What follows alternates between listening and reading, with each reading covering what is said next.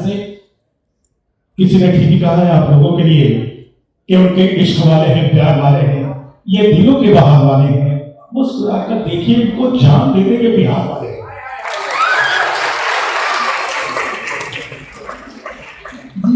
पुनः मंच पर आप सबको हार्दिक अभिनंदन, स्वागत। बिहार हमारा अपने स्थापना दिवस का 114वां साल मना रहा है और अलग अलग सांस्कृतिक कार्यक्रमों के साथ ही हम अपने इस गौरवशाली इतिहास को आगे बढ़ा रहे हैं। उसके बहुत ही ज्यादा गर्व महसूस कर रहे हैं और उन्नति के रास्ते पर हम सभी अग्रसर हैं।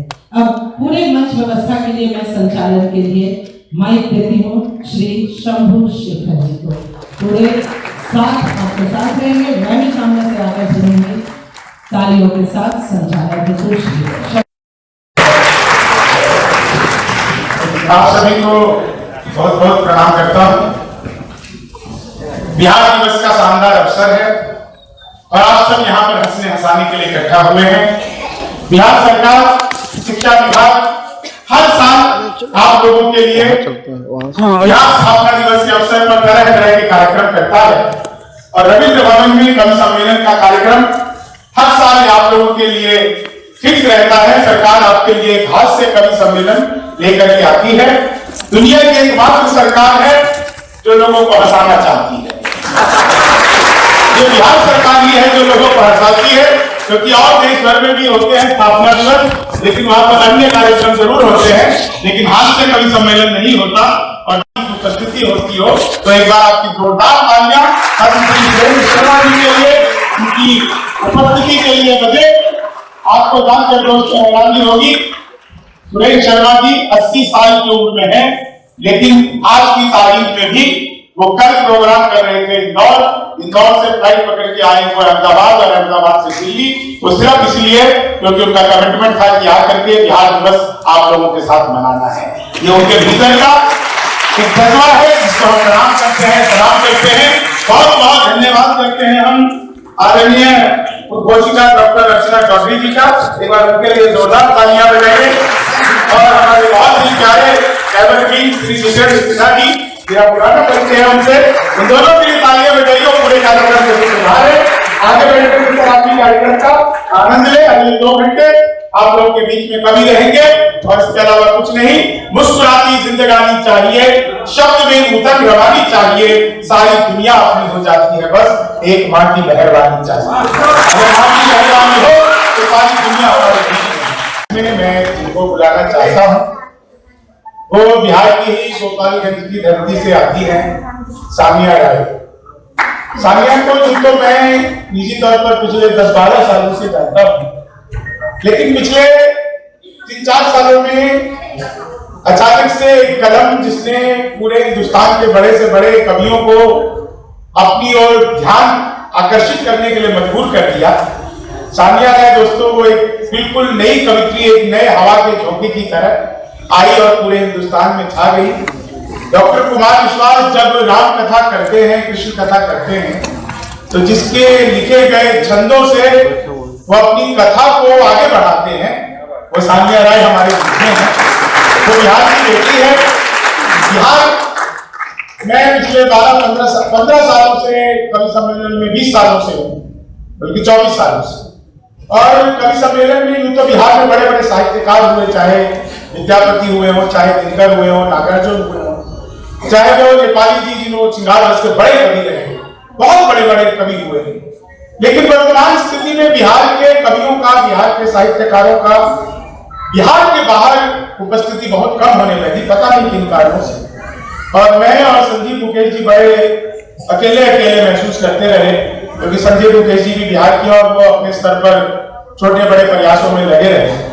लेकिन पिछले कुछ दिनों कुछ नए नाम निकल करके आए जिन्होंने पूरे देश को आश्वस्त कराया कि अगर बिहार है तो साहित्य और संस्कृति और गीत और कविता सब कुछ बची रहे। उसमें से एक नाम सानिया राय का होता है। आप एक बार जोरदार तालियां बजाइए। सानिया राय आप लोगों के बीच में आएगी, उसको पता है उसको क्या पढ़ना है, कितनी देर पढ़ना है।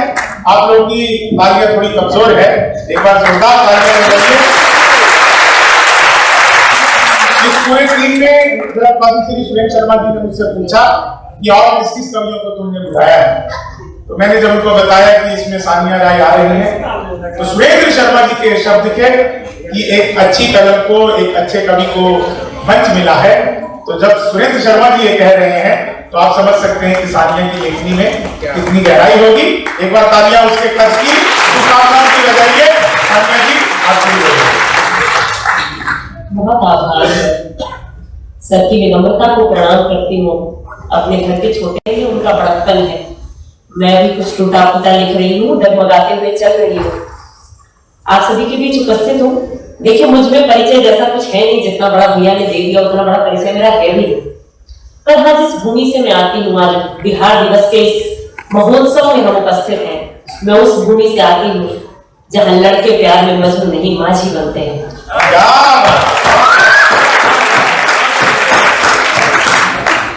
उस भूमि को प्रणाम करती हूँ जहाँ युवाओं के आदर्श सलमान खान और शाहरुख खान नहीं, खान सर है। प्रणाम करती हूँ उस भूमि को, उस शिक्षा पद्धति को जहाँ युद्ध से पहले बुद्ध पढ़ाए जाते हैं। और प्रणाम करती हूँ उस भूमि को, कल छठ पूजा है, जहाँ ना कि केवल उगते हुए सूर्य को बल्कि डूबते हुए सूर्य को भी प्रणाम किया जाता है। देखिए, जो थोड़े बहुत लोग, 2-4 लोग देश में मुझे जानते हैं, वो मेरे छंदों की वजह से जानते हैं। सर ने बताया, मैं छंदों से ही अपनी बात शुरू करती हूँ। एक छंद सुनाती हूँ, रामनवमी आने वाली, एक छंद रामनवमी पे सुनाती हूँ। जी, स्वागत है। कि धीरता व सौम्यता की एक प्रतिमूर्ति जो प्रेम के प्रयोग का सशक्त परिणाम है। कि धीरता व सौम्यता की एक प्रतिमूर्ति जो प्रेम के प्रयोग का सशक्त परिणाम है। ऊर्जा का स्रोत करे मन में व्युत्पन्न, आत्मा को शुद्ध करे, ऐसा एक नाम है। कि आगमन है आपका, पार हर्ष भी हुआ आगमन है आपका, पार हर्ष में हुआ, चरणों में आपके मेरा प्रभु प्रणाम है। और धरती से आसमान तक एक ही आवाज गूंज रहा चारों ओर, जय श्री राम है। जय श्री राम है। बोलो रामचंद्र की। बहुत अच्छा सुन रहे हैं आप लोग। देखिए, राम का चरित्र कैसा है।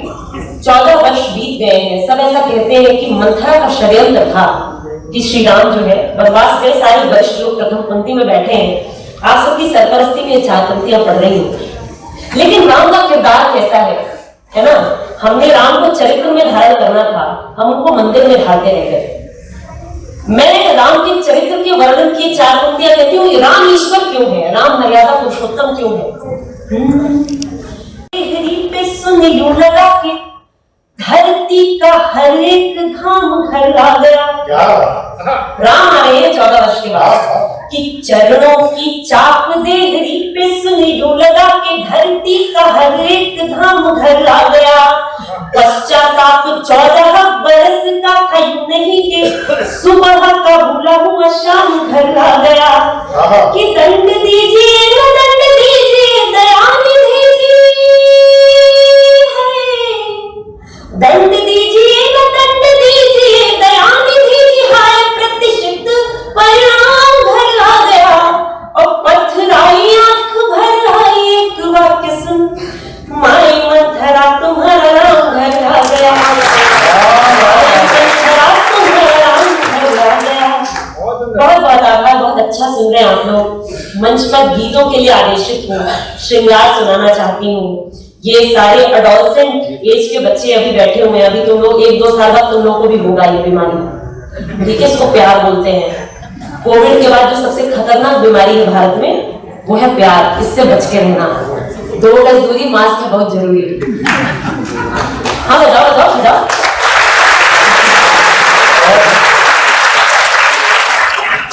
जीने से ज्यादा मरते हो, इश्क नहीं तो क्या है।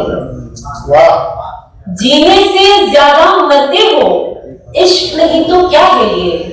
आहों पर आहें भरते हो, इश्क नहीं तो क्या है ये। और जिसको ना पाया हो और ना पाने की उम्मीदें हो। आखिरी बेंच पे बैठने वाले उस लड़के को याद करो लड़कियों, कि जिसको ना पाया हो और ना पाने की उम्मीदें हो, उसको खोने से डरते हो।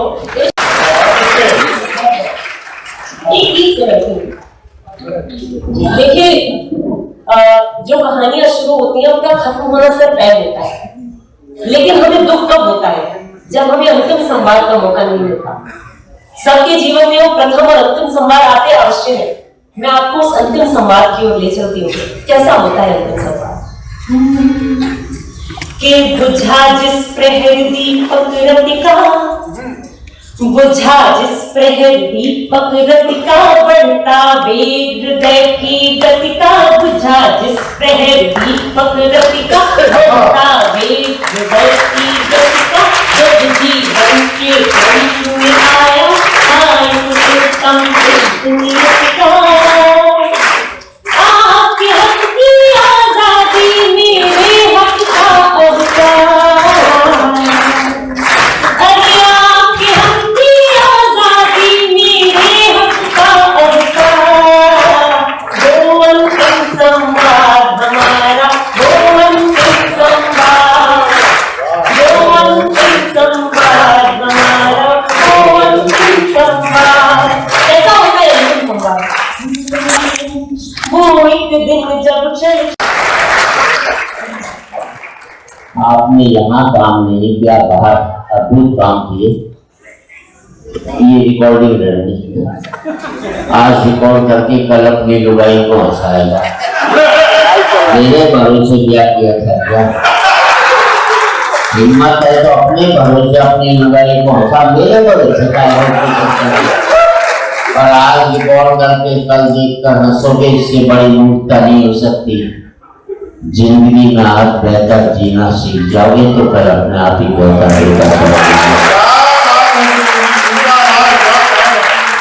मेरा मकसद हंसाना नहीं है, लेकिन किसी मकसद से हंसा दो तो हंसाना भी सार्थक होता है।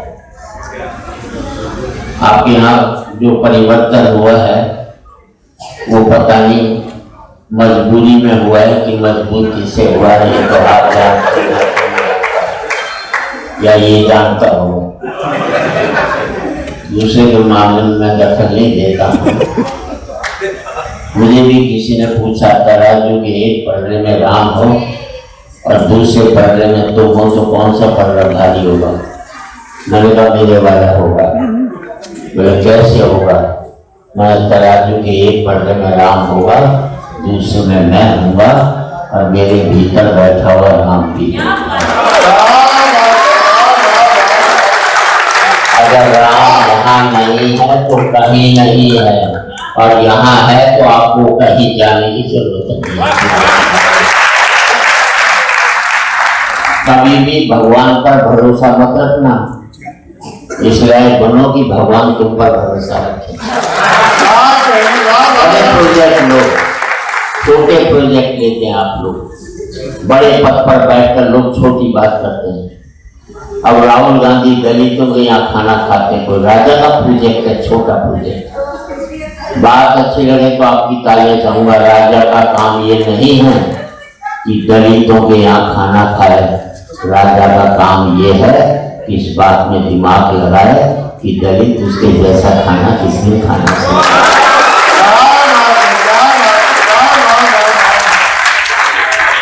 अब भाजपा कहती है देश में मंदिर बनाएंगे, कोई राजा का प्रोजेक्ट है, छोटा प्रोजेक्ट है। फिर बच्चे बोलो मत, बच्चे बोले।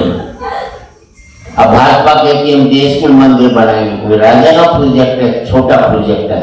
फिर आपकी तालियां चाहूंगा। राजा का काम ये नहीं कि देश में मंदिर बनाए, राजा का काम है कि पूरे देश को मंदिर बनाए।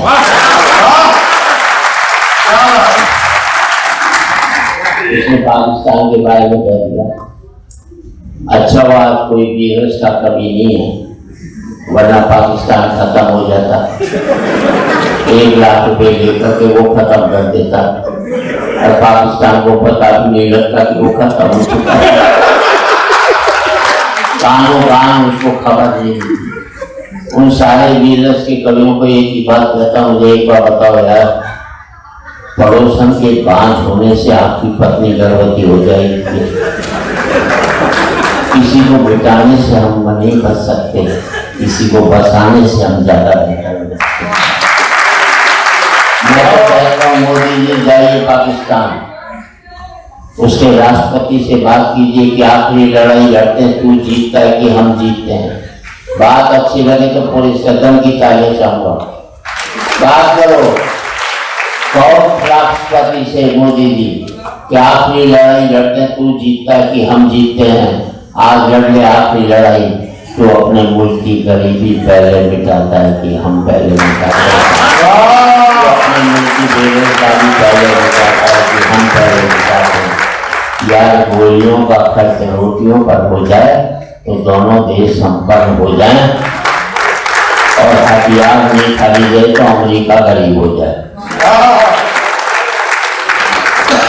हमारी दिल्ली से कोई दिक्कत हो रही है? अब ये बच्चे बैठे हैं साहब, मैं हरियाणा का हूँ बेटे, हमारे यहाँ अच्छा हमें अपने बेटों पर 100% कॉन्फिडेंस होता है, आपको 60-70 हमें। वो हरियाणा में एक बाप अपने बेटे को कूट रहा था, और स्टेट में बच्चे पीटे जाते, हमारे यहाँ कूटे जाते। किसी ने बाप से पूछा बेटे को क्यों कूट रहा है? बोले यार क्या करूं, कल इसका रिजल्ट आने वाला है और आज मुझे बाहर जाना है। ये है कॉन्फिडेंस। मालूम है 100% फेल होगा तो सारे को आधी भूख काट करके चले। अच्छा मैं दिल्ली के Shri Ram college of commerce में पढ़ा, बेस्ट कॉलेज कॉमर्स का। सेकंड ईयर में मैं फेल हुआ। मैंने अपने बाप को 6 महीने तक पता नहीं लगने दिया कि मैं फेल हुआ। इसे कहते हैं मैनेजमेंट। ये एमबीए वाले क्या खाकर से करेंगे जो मैंने किया था। और 6 महीने बाद मेरे दोस्त ने बापू से शिकायत की कि सुरेश शर्मा फेल हो गया। बापू ने कहा फेल हो गया तो क्या हो गया? इम्तिहान कोई गुम का मिला है जो 12 साल में आएगा, अगले साल हम अपने बच्चों को इतना तनाव देते हैं कि आज 5वीं-6वीं क्लास के बच्चे आत्महत्या करने लगते। अच्छा मैंने अपने बेटे को कह दिया था देख तू 50% से ज्यादा नंबर मत ले लो, क्योंकि मेरे 51 आए थे। ज्यादा लिया था जिंदगी भर चिल्लाता रहेगा। 45% लिया, 95 लिया था अमेरिका भाग लेता। 45% लिया, साला मुझे दिल्ली छोड़कर गाजियाबाद नहीं जा सकता। अब पूरे सदन की तालियां इस बात पर चाहूंगा साहब, मेरा सुख ये नहीं है कि मेरा बेटा अमेरिका में 5 लाख रुपया कमा रहा है। मेरा सुख ये है कि मेरा बेटा 50,000 रुपया महीना कमा रहा है, लेकिन शाम का खाना मेरे साथ बैठ कर खाता है। जिंदगी में पैसा एक सुख था, हमने उसको एकमात्र सुख मान करके अपनी जिंदगी में कितने काटे हुए हमें मालूम नहीं। अभी भी मैं बता दूं बच्चे देश का भविष्य है, लेकिन मेरा वर्तमान चौपट कर बहुत अपराध किया हमारे कई मुनियों ने, जिनकी वजह से मैंने गंगा में स्नान नहीं किया। आज तक उन्होंने कह दिया गंगा में नहाने से पाप धुलते हैं। अब कोई पाप धो करके जाए और बाद में मैं नहाने चला जाऊं और सारे पाप मेरे चिपट जाएं तो बताइए कौन जिम्मेदार होगा। थोड़ी बहुत टिप्स मैं देना चाहता हूँ आप सबको। जिंदगी में बहुत अपराध किया जिन्होंने बना दिए, ब्राह्मण शूद्र वैश्य क्षत्रिय नहीं बनाते तो हम सब लोग भारतीय हो। तालियां बंदे मत करो। मैं सब ऋषि मुनियों से एक ही बात पूछता हूँ कि राम तो सबरी के छोटे बेल खा सकता है, पर सबरी राम के मंदिर में क्यों नहीं जा सकती? मुझे इस बात का जवाब चाहिए। मुझे इस बात का जवाब चाहिए यार। जो मेरी गलती उठाता है वो मेरे से गंदा कैसे हो सकता है? इन बड़े बड़े लोगों ने बहुत बड़े अपराध किए इस मुल्क के अंदर। इस मुल्क को तोड़ करके रख दिया उन्होंने, आदमी को आदमी से तोड़ दिया। मैं अभी भगवान से बात कर रहा था, इसी साल की मैंने शुरुआत भगवान से मैंने कहा, मैंने सिर्फ आदमी ने तरक्की की, कहने कोई तरक्की नहीं। भाई एक आधा एक्स्ट्रा लीवर दे देता, किडनी दे देता, एसेसरी जैसे देते, एक भी नहीं की उसने। हमने रॉकेट बना लिया, वहां पहुंच गए, उसने कोई तरक्की नहीं की। पर उससे एक ही प्रार्थना की है, तू ये नहीं दे, बस इतना ही कहते। आपकी तालियां चाहूंगा, अगर तू इंसान बना रहा है ना तो थोड़ी बहुत इंसानियत भी डाल दे।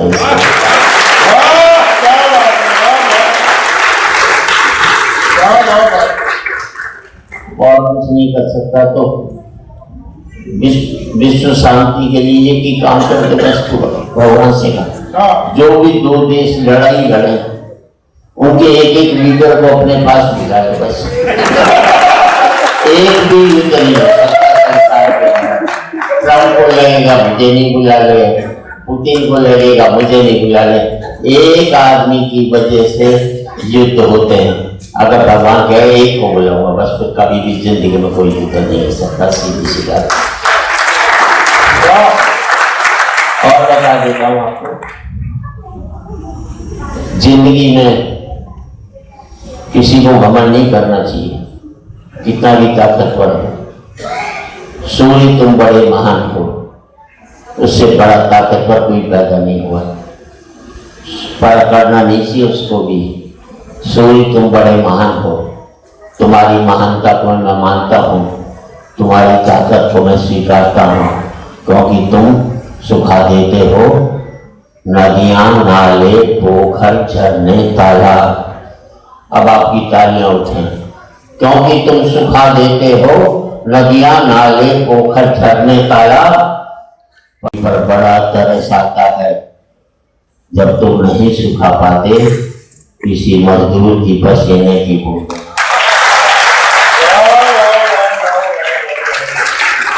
वहां के बड़े से बड़ा ताकतवर भी झुक जाता है मजदूर के आगे। जिंदगी में किसी गरीब का मजाक मत उड़ाना, ईश्वर ने जिसको दिया सब महत्वपूर्ण है। अमेरिका जाइए, सारे भारतीय दुखी मिलेंगे, सबके पास पैसा है। कोई आकर ये नहीं कहता सेठ बड़ा भूखा मुझे रोटी खिला दे। और याद रख लेना, अमीरी की अकड़ तभी तक रहती है जब तक गरीबी उसे निहारती है। निहारना बंद कर देगी तो अकड़ भी खत्म हो जाएगी। नदी ने अकड़ते हुए कुएं से कहा, तेरी क्या औकात है, तुझे पता है कहाँ नदी और कहाँ कुआं? और कविता लगे तो आपकी तालियां चाहूंगा। नदी ने अकड़ते हुए कुएं से कहा, तेरी क्या औकात है, तुझे पता है?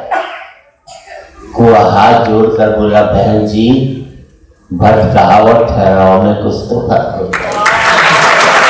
भटकावट ठहराव में कुछ तो फर्क होता ही है। फर्क इतना ही है कि तुम प्यासे के पास जाती हो और प्यासा मेरे पास आता है। तुम ऊपर से नीचे की ओर जाती हो, इसलिए मीठे से खाली हो जाती हो। मैं नीचे से ऊपर की ओर आता हूँ, इसलिए मीठा का मीठा हो जाता है। अपने लेवल से ऊपर उठोगे तो मीठे हो जाओगे, अपने लेवल से नीचे गिरोगे तो खारे होते हुए चलोगे।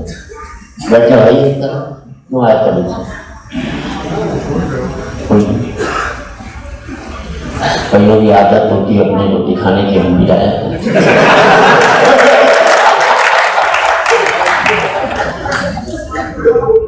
मैं एक ही बात कहता हूँ, सभी कभी बहुत कम मंदिर में जाता हूँ और चला भी जाऊं, मंदिर वाले बुलाए तो आंख में आंख डालकर भगवान से एक ही बात कहता हूँ, तूने बहुत कुछ दे दिया मुझे, जितना वापिस चाहिए मुझसे वापिस ले। जितना वापिस चाहिए वापिस ले ले। भगवान को भी तो लगना चाहिए ना कि सारे भिखारी नहीं आते, कोई बादशाह भी तेरे दरबार के अंदर आ।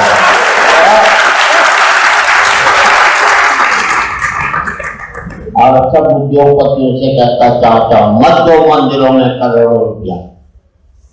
अच्छी लगे तो ताली बजे, मत दो मंदिरों में करोड़ों रुपया। उससे काम खोलकर 100 लोगों को नौकरी दे देना।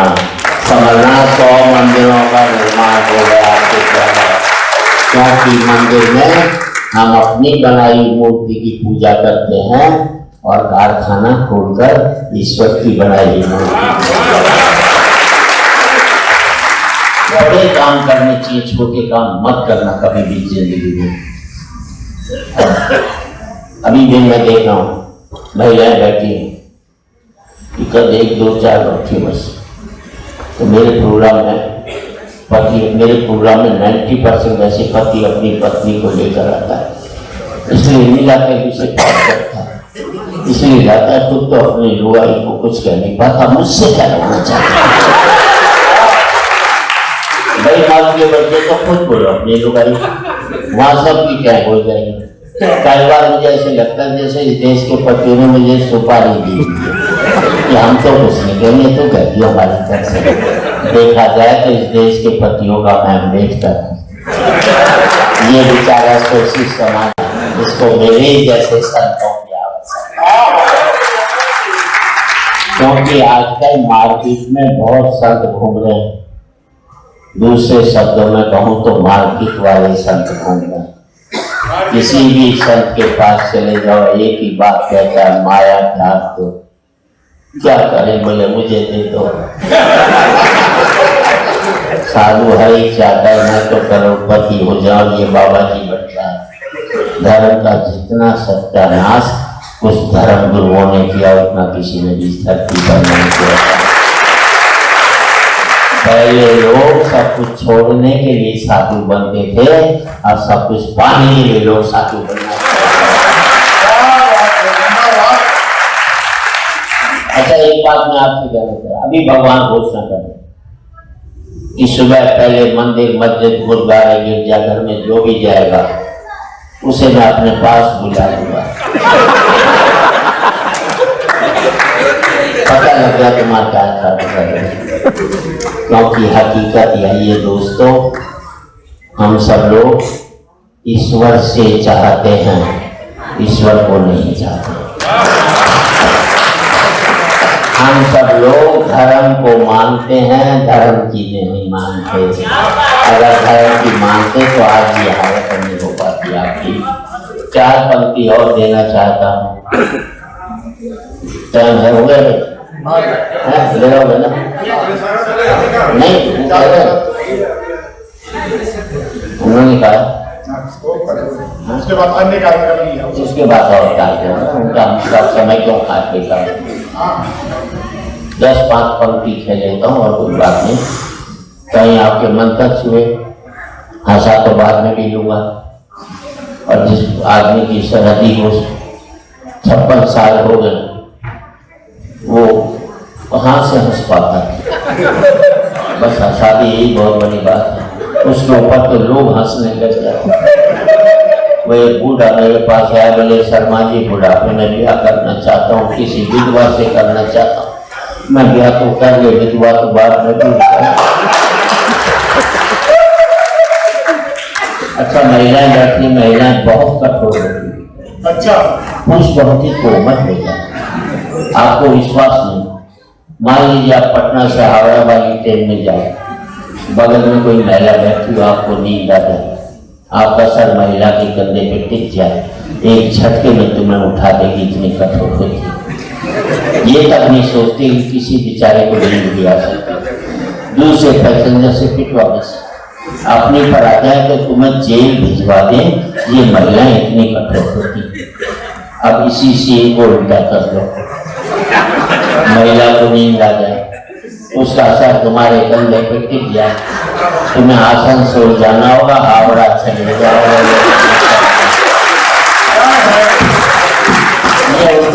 बड़ा कोमल होता। और देखिए 4 पंक्ति मैं देना चाहता हूँ आप सबको, और कहीं आपके मन तक लगे तो आपका आशीर्वाद चाहूंगा और आपसे विदा भी चाहता हूँ। और इन 4 पंक्तियों में मुझे विदा करना। राजनीति कुछ भी कहे, लेकिन हमें क्या सोचे, कुछ भी कहे राजनीति, हमें क्या सोचना चाहिए। आज एक बार कहें, आखिरी बार कहें, क्या पता तुम न रहो, क्या पता हम न रहें। और तालियां चाहूंगा, आज एक बार कहें, आखिरी बार कहें, क्या पता तुम न रहो, क्या पता हम न रहें। मंदिर और मस्जिद की या किसी इमारत की माटी तो लगी उसमें भाई मेरे भारत, माटी तो लगी उसमें भाई मेरे भारत की। लहू था हिंदू का, अल्लाह शर्मिंदा रहा, मरा मुसलमान तो राम का जिंदा रहा। बिखरे बिखरे हैं सभी, आओ मिलजुल कर रहे हैं, क्या बता तुम मेरा आप सबका बहुत बहुत आभार। सितारों को आंखों में महसूस रखिए, बहुत दूर तक रात की रात होगी, मुसाफिर है हम भी, मुसाफिर हो तुम भी, इसी मौका पे मुलाकात होगी। सर्वप्रथम पद्मश्री सुरेंद्र शर्मा जी, आपने जो नेचुरोपैथी दी है, भाई साथियों में कोई कमी ना हो। ये बिहार की धरती है जहाँ मेहमान कलाकार की मेहमानबाजी बड़े आराम से होती है। और जिन कवियों को आपने जमकर सुना, वाकई ये समय बिल्कुल मौजूद है उनके सम्मान के लिए। बेहतरीन संचालन श्री शंभू शेखर जी, श्री संजीव मुकेश जी, सुश्री सान्या रॉय जी, आगे आ जाए। बिहार से ही आपका संबंध है और बिहार दिवस में आपने बहुत ही खोजपूर्ण अपनी कविता सुनाई है। Excuse me, hello. Sushri Padmini Sharma ji, अभिवादन कर रहे तो वो तालियां अभी भी देनी चाहिए। शंकर कैमूरी जी और हमारे दो बाल कलाकार, युवा कलाकार सम्राट समीर और अतुल रॉय, आप पटना की नगारी से हैं। साथ